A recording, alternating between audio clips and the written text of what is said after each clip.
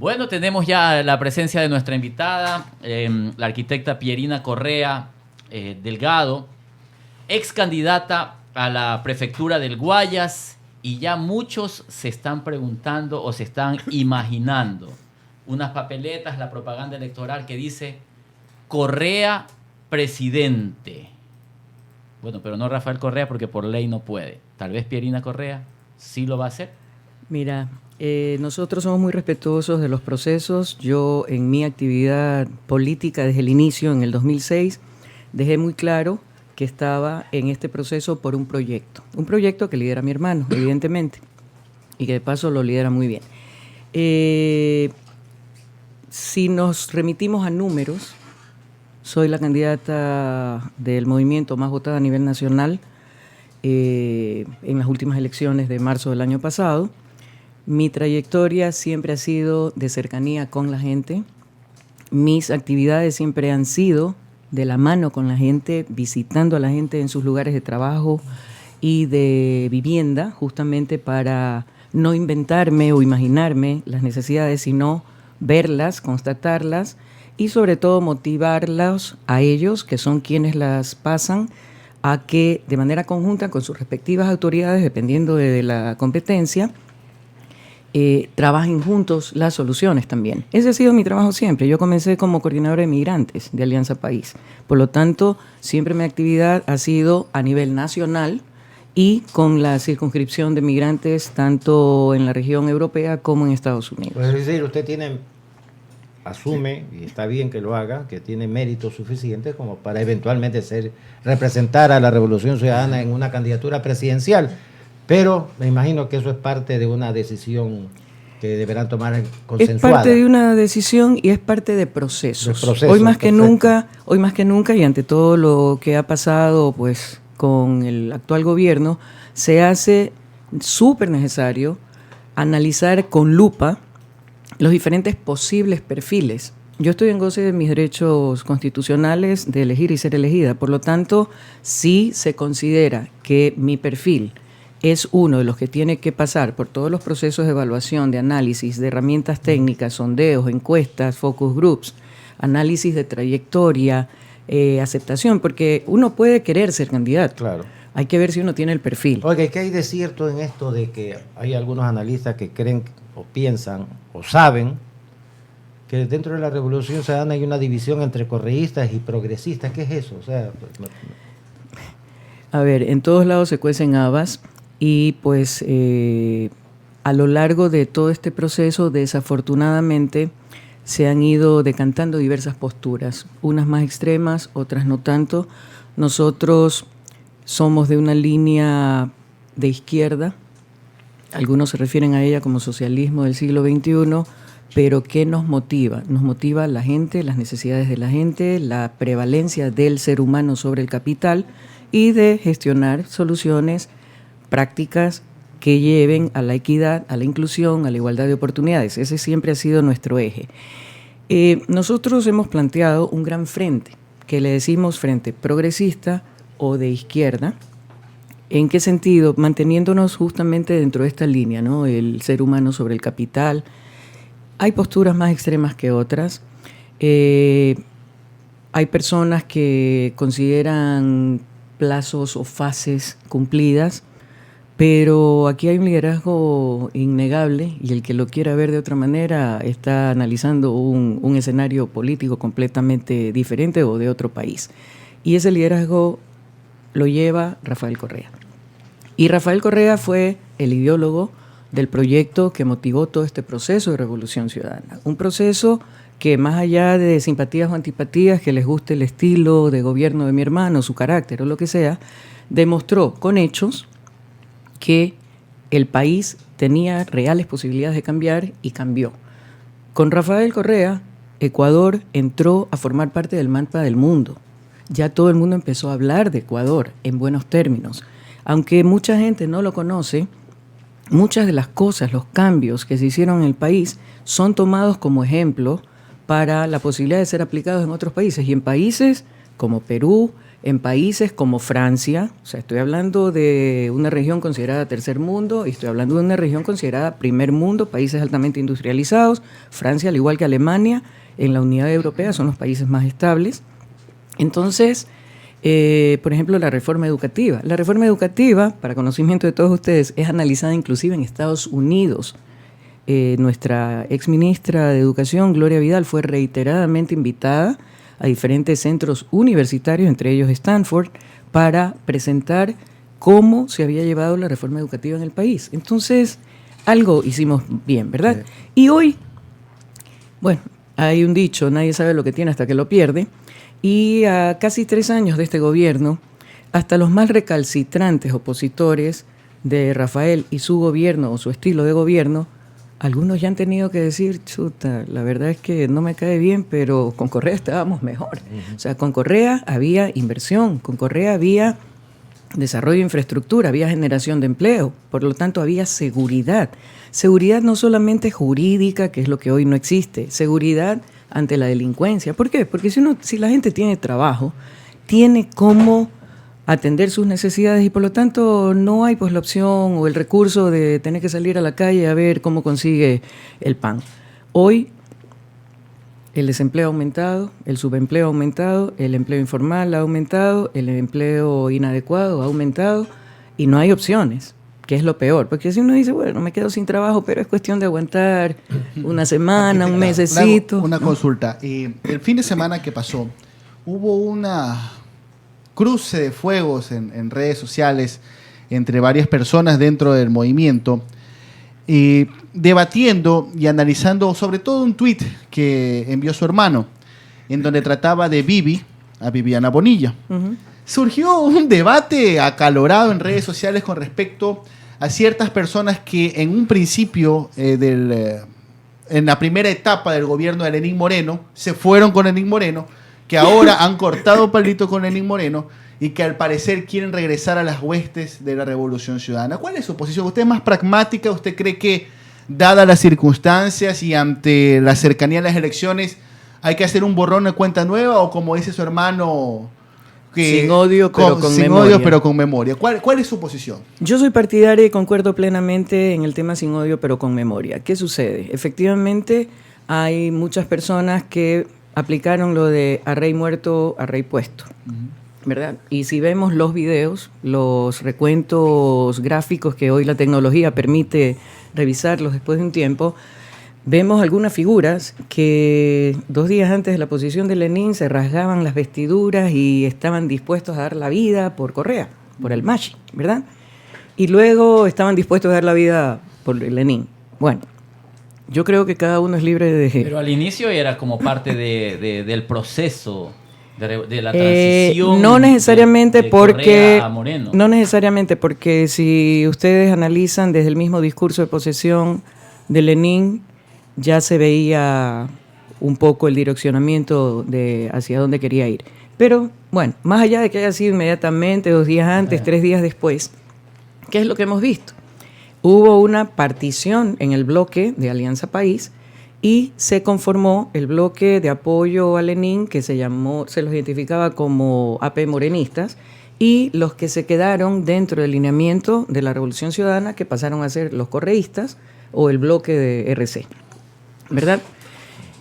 Pero cuando el barco se empieza a hundir, las ratas son las primeras en salir.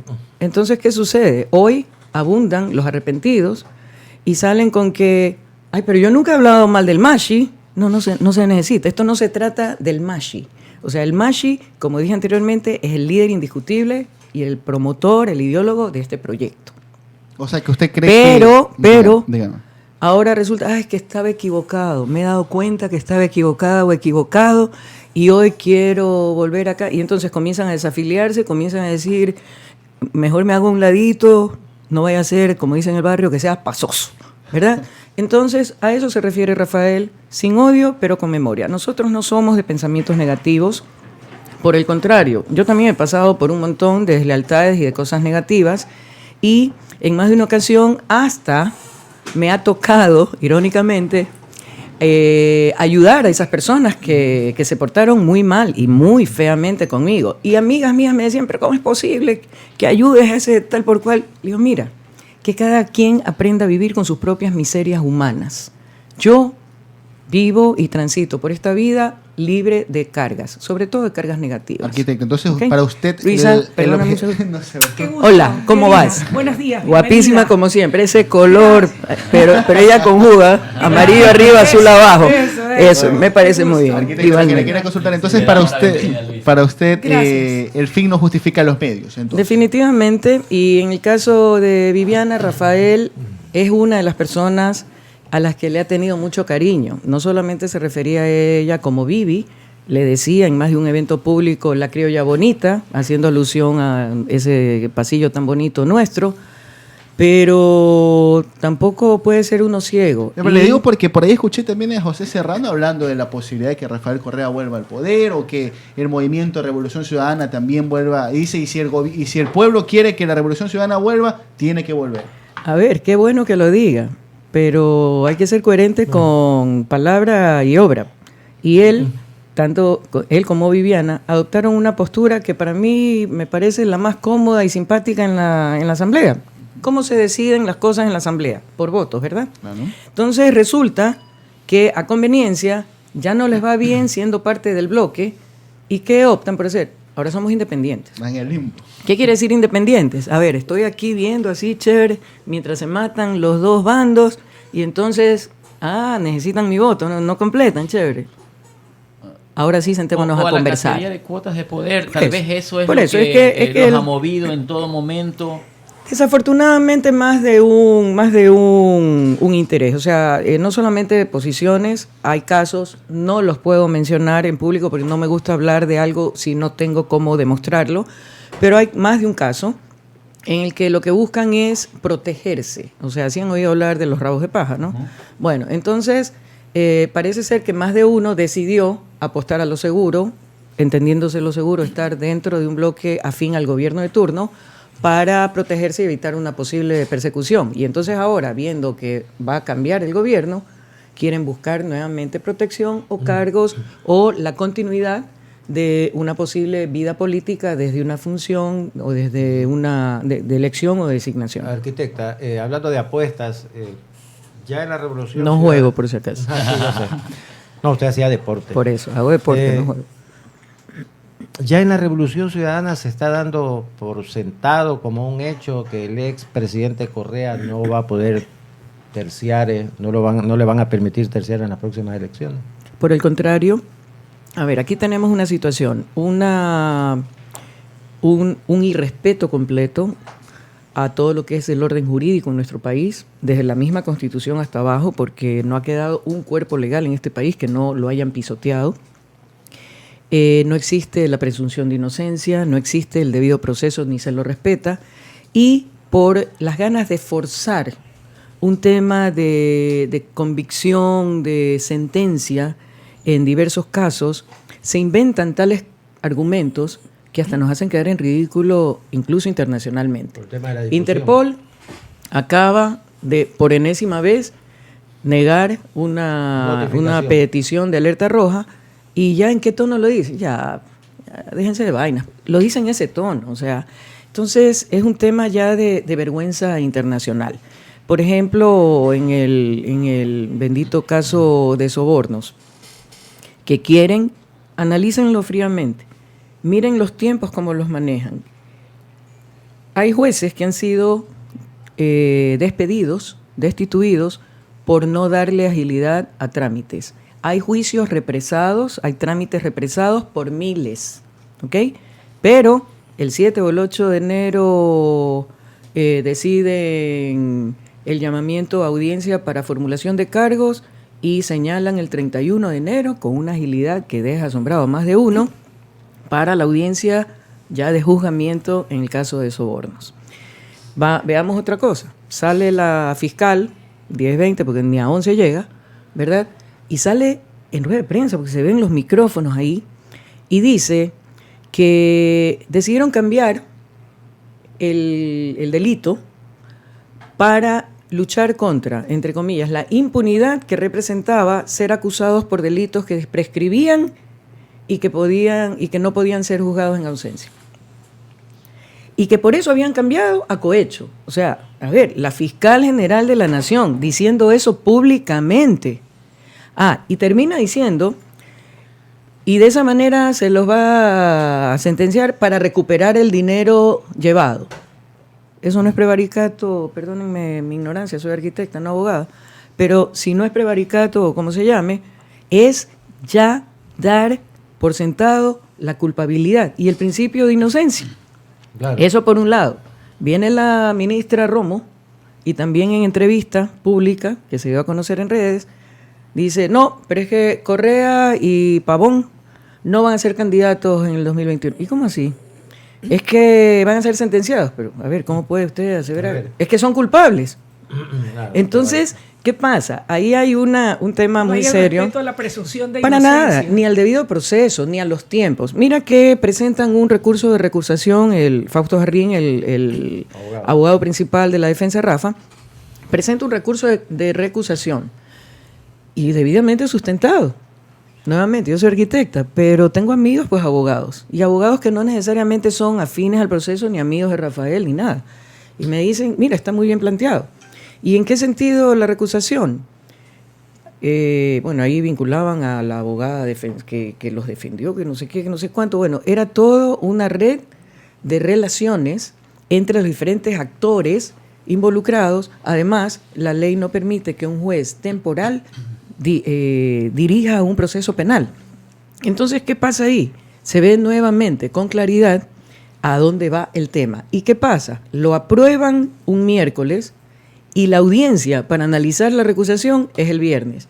¡Wow! Si así corrieran todos los procesos, no tendríamos ni un papelito en el juzgado. Arquitecta, la pregunta mía es, a ver, si la Revolución Ciudadana considera que esto se trata de una persecución, ni siquiera es torpeza, sino persecución política, ¿por qué esperan que esto dé un giro inesperado, el proceso? ¿Por qué esperan que las cosas cambien?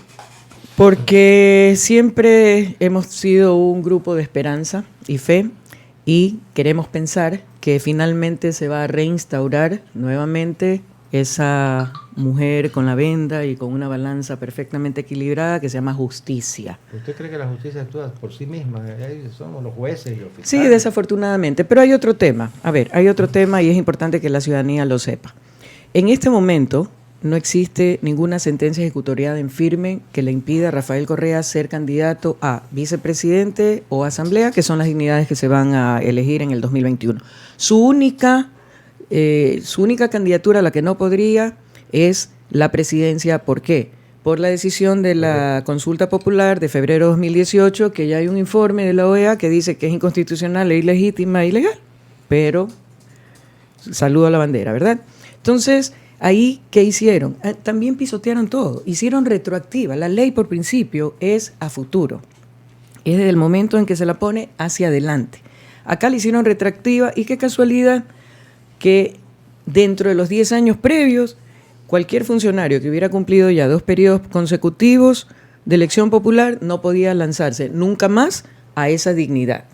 En este caso, Rafael había cumplido sus 2 periodos como presidente, no puede de por vida, ¿verdad? Luego vamos a la parte legal. Sí, tiene 31 procesos, de los cuales uno está en juzgamiento, que es el caso Sobornos, que desde el mismo cambio de nombre ya va teniendo un direccionamiento, ¿ok? De arroz verde a soborno.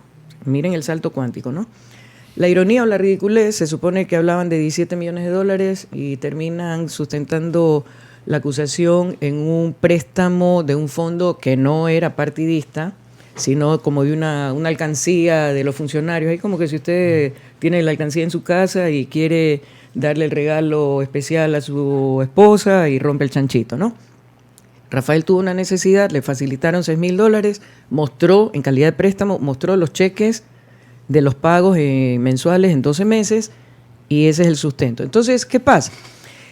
Los procesos legales tienen sus tiempos, tienen sus lapsos, tienen sus términos, plazos y varios términos, varias palabras que usan los abogados, y para que él quede inhabilitado a una vida política o sea, a una participación política de por vida, de elección o de nominación, tal como dice la Constitución, tiene que haber sentencia ejecutoriada en firme por casos relacionados con corrupción. ¿Eso qué quiere decir? Que tiene que haber el proceso de juzgamiento, la presentación de pruebas de cargo y descargo, los testimonios de los diferentes testigos, que la fiscal ya está reduciendo, eran como 120 y pico, ya los está reduciendo drásticamente para cortar los tiempos. Luego tiene que haber una sentencia, luego tiene que haber apelación y hay un proceso que va a casación y hasta recurso de última instancia para cerrar el proceso dentro del ámbito nacional, ¿ok? Y eso toma su tiempo. Están acelerando. La disposición es apretar a fondo el acelerador, pero nosotros confiamos, tenemos fe en que haya jueces que recapaciten y tengan conciencia de la labor que tienen que hacer en apego a la ley. No se está pidiendo ningún favor, no se está pidiendo que se tape o se borre nada, se está pidiendo estrictamente que se hagan las cosas en ley y con la justicia como debe ser. Arquitecta, yo también quería formularle un par de preguntas y voy con la primera. Y sin que lo que voy a decir implique, al menos no es mi opinión personal, esa me la guardo para mí, que para decir que un país está haciendo las cosas bien necesite o no la bendición o la venia o la luz verde de parte de los Estados Unidos, ¿cómo entender que si todo está tan mal, que si el país va al barranco en materia de institucionalidad, que si la justicia o el combate a la corrupción también están mal, que si la economía está muy mal y que todo está mal, ¿cómo entender que el presidente Moreno va a los Estados Unidos, es recibido por el presidente Donald Trump, presidente de una de las naciones más poderosas del planeta, y le ofrece todo el apoyo y le dice que las cosas están bien y van por buen camino? Esto obviamente lo recojo un poco de un hecho que ha sido noticia y que, le reitero, no tiene nada que ver con mi forma de pensar o sentir, pero sí quisiera escuchar su opinión al respecto. Es clarísimo, se llama lucha de poderes y dominación. ¿Qué sucede? El Ecuador, así es, el Ecuador es un país de Sudamérica, pero aunque pequeño territorialmente hablando, con un potencial espectacular en más de un ámbito. Estamos sobre la línea equinoccial, tenemos diferentes pisos climáticos, Sí. Podemos producir prácticamente todo, ¿ya? Prácticamente tú siembras piedras y las piedras surgen. Así, si por accidente se cae una semilla, florece. Exacto. Y sale Entonces, la fruta. tenemos también petróleo, tenemos oro, tenemos un montón de recursos naturales que nos hacen una nación apetecible. ¿Y qué pasa? El endeudamiento y los favores, entre comillas, esos acuerdos que está planteando Estados Unidos, son una forma de dominación, de mantener bajo su puño al Ecuador en sometimiento, no en libertad. Vámonos 10 años, 13 años atrás, 10 años de Revolución Ciudadana. ¿Qué hizo Rafael? Encontró el Fondo Monetario, encontró al Banco Interamericano de Desarrollo, encontró algunos multilaterales aquí. Analizó y dijo, no señores, pagamos la deuda, hacemos un esfuerzo y vamos por nuestro camino, nuestra vía. Defendió la soberanía, se opuso a los TLCs, Tratados de Libre Comercio, que hoy se están intentando retomar. Tratados de libre comercio que no son libres porque gozan de un montón de imposiciones. Estamos viendo el Fondo Monetario Internacional, la Carta de Intención, todas las obligaciones que hay que cubrir para ser beneficiarios de un crédito que tampoco es dádiva, hay que devolverlo. Tampoco son solo de comercio, tiene otros componentes como la agricultura. La agricultura, por si acaso, México tiene un tratado de libre comercio con Estados Unidos y como consecuencia de ese tratado de libre comercio perdió más de 1 millón de puestos de trabajo en la región de Chiapas. Y entonces, si hay tan buenas relaciones, ¿por qué Trump quiere ampliar y hacer más alto y todo el famoso muro, verdad? Pero, agricultura, ¿cómo competir con Estados Unidos, un gobierno que subsidia todo el año y altamente a sus agricultores? ¿Cómo compites en igualdad de condiciones? Por lo tanto, libertad no hay. Siempre hemos estado pidiéndoles permiso. Ellos son los compradores del 40% de nuestras exportaciones. Principal socio comercial. Correcto, pero siempre con imposiciones, o sea, casi pidiéndoles por favor y dádivas. También tiene que ver con propiedad intelectual, por ejemplo, y ninguno de esos temas se toman, solamente se habla del tema comercial. Entonces, sí, Lenín Moreno tiene más de un crédito. ¿Dónde está la obra? ¿Dónde está la infraestructura? ¿Dónde está la inversión? ¿Dónde está la generación de empleo? ¿Dónde está la seguridad jurídica y de ciudadana? ¿Dónde está el desarrollo y la planificación de obra pública? ¿Cómo se va a pagar ese crédito? ¿Me explico? Entonces, ahí hay un tema de generación de un cordón umbilical, el cuento del gallo pelón, eterno, que nos hace dependientes completamente y habrá que agachar la cabeza. Ese nunca fue el planteamiento de Rafael Correa. Dignidad, respeto a la soberanía y a la libertad de decisión de los pueblos. Ahora, otra pregunta, y con esta, la última mía al menos. Y perdóname el paréntesis, no es solo con Ecuador, o sea, lo estamos viendo con Bolivia, lo estamos viendo con otros países, ¿no? O sea, Arquitecta, en medio de todos estos juicios y esta persecución política de la que ustedes dicen ser víctimas, ¿cómo andan los ánimos?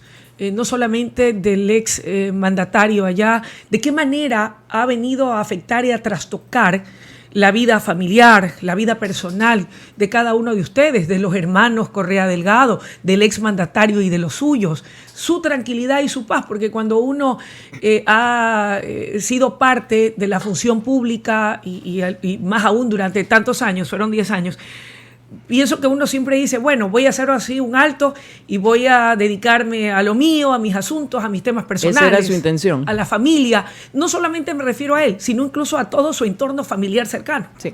Mira, esa era su intención y así lo manifestó claramente y contundentemente antes de terminar su periodo. Por eso, cuando se refieren a él como el prófugo, a mí sí me molesta de manera particular, porque prófugo es el que ante un evento sale corriendo. Claro. Acá no existía ese evento, él lo anunció y lo dijo claramente. Su esposa es de origen belga, sus hijas viven y estudian en Francia, por lo tanto era de algo lógico reciprocar a su esposa, que lo había acompañado aquí en el país por más de 25 años, trasladando su residencia allá.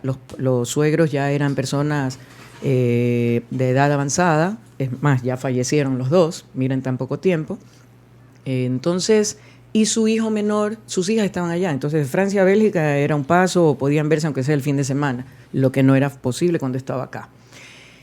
Su intención era retirarse a escribir, a leer, a dar cátedra, a dar conferencias, que es lo que le gusta. Y él dijo, quiero retirarme de la política y a lo mejor para siempre. Uh-huh. Y ahora lo dice también, no me dejan. ¿Por qué razón? Porque lo han vinculado y no lo dejan ser libre realmente. Todos los días se levanta a ver qué nuevo caso le inventan. Lleva 31 por si acaso.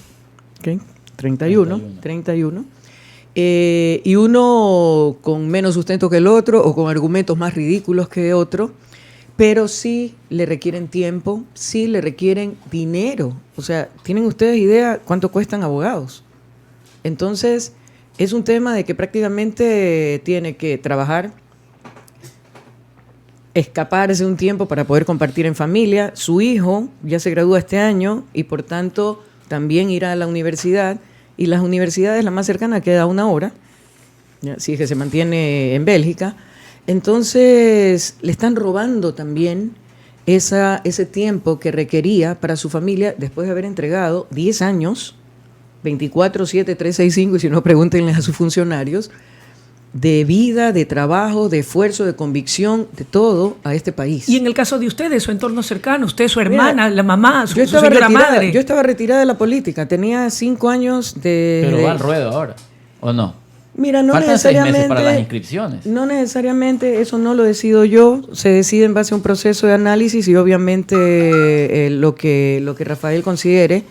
Yo nunca he buscado candidatura, siempre he dicho soy parte del proyecto. Incluso cuando renuncié a Alianza País en el 2013, dije renuncio al movimiento, pero no al proyecto, y seguiré aportando al proyecto desde las instancias que me toque.